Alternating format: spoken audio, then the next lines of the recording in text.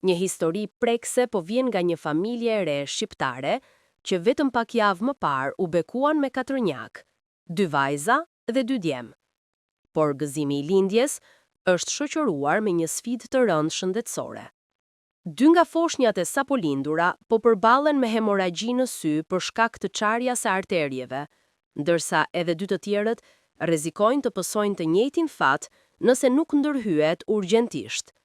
Sipas mjekëve, rreziku më i madh është humbja e përhershme e shikimit, ndaj 4 njakët kanë nevojë të dërgohen sa më shpejt për trajtim jashtë vendit. Përballë shpenzimeve të mëdha mjekësore dhe pamundësisë për t'i përballuar vetë, prindrit, Geraldo dhe Rosefa, kanë bërë apel për ndihmë tek shqiptarët brenda dhe jashtë vendit.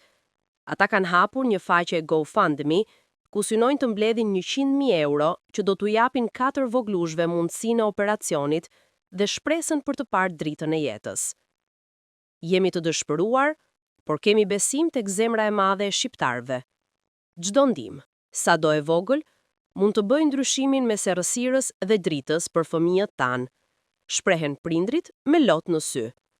Kushdo që dëshiron të ndihmojë mund të kontribuojë në faqen zyrtare të GoFundMe që ka hapur familja, për të shpëtuar shikimin e 4 ëngjëjve të vegjël që sapo kanë nisur jetën, ose mund t'i kontaktoni në numrin e telefonit +355 68 835 892.